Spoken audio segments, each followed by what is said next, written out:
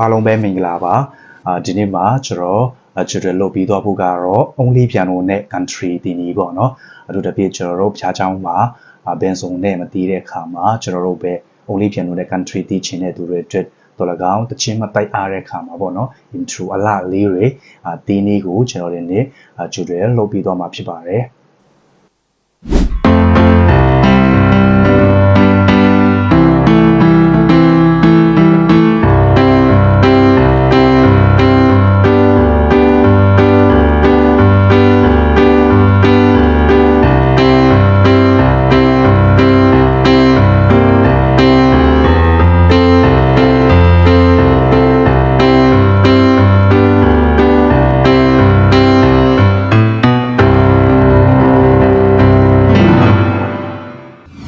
ဟုတ်ပြီအခုဒီစိတ်ကြည့်ရအောင်เนาะဆိုတော့ဒီမှာလာဆိုတာကလာမှာကြတော့ဒီပဲ right hand က F chord ကိုတီးတယ်ပြီးတော့ left hand ကတော့ လက်ညှိုးက F ကိုတီးတယ်ပြီးတော့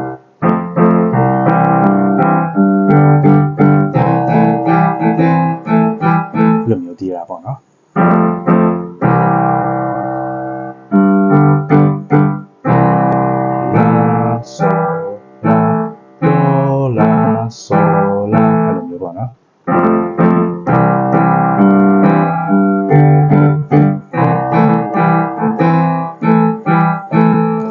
country ရဲ့သူရဲ့ pattern formula လို့ပြောရမလားဒီဘက်ကတော့ do so အဲ့လိုမျိုးတီးပြီးတော့ဒီဘက်ကတော့ chord နဲ့တီးတာပေါ့နော်ဥပမာ C chord မှာဆိုတော့left hand ကိုအရင်တီးတယ်လက်တန်းက C ပြီးတော့ right hand က C chord တီးတယ်1မှာ C left hand ကလက်တန်းက C တီးတယ်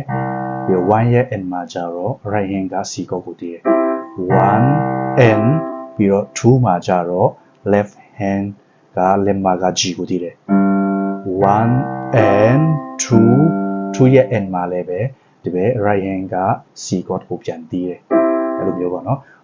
1 and 2 and 3 and 4 end မှာလည်းအဲ့အတိုင်းပါပဲ3 and 4 end အဲ့ဒါက C chord မှာပေါ့နော်ပြီးတော့ F chord မှာကြတော့left hand ကလက်ညှိုးက F ကိုအရင်တီးတယ်1မှာ1ရဲ့ end မှာ right hand က F chord ကိုကိုင်တယ်1 and ပြီးတော့2မှာကြတော့ left hand ကလက်တန်းက C ကိုတီးတယ်2ပြီးတော့ end မှာ F chord ပဲ right hand ကပြန်ကိုင်တယ်1 and 2 and 3 and 4 and 3 and 4မှာလည်းတူတူပဲအဲ့ဒါပြင် G မှာကြတော့G မှာ left hand ကလက်မက G ကိုင်တယ်ပြီးတော့ဒီဘက်က G chord 1 and 2မှာကျတော့လက်တကြွယ်က D ကိုကိုင်တယ်2ပြီးတော့2မှာကျတော့လက်တကြွယ် D ကိုင်တယ်2ရဲ့ end မှာဒီဘက် right hand က G ကိုကိုင်တယ်2 and ပေါ့နော်1 and 2 and 3 and 4 and အဲ့လိုမျိုးပေါ့နော် okay အစနေ slow motion နဲ့ကျွန်တော်သိကြည့်မယ်1 and 2 and 3 and 4 and 1 and 2 and 3 and 4 and 1 and 2 and 3 and 4 and 1 and 2 အဲ့လိုမျိုးပေါ့နော်အဲ့ဒါက country တီနီဖြစ်ပါတယ် only piano နဲ့ country တီနီပေါ့နော် okay အားလုံးပဲဆင်ပြေကြမယ်လို့မျှော်လင့်ပါတယ်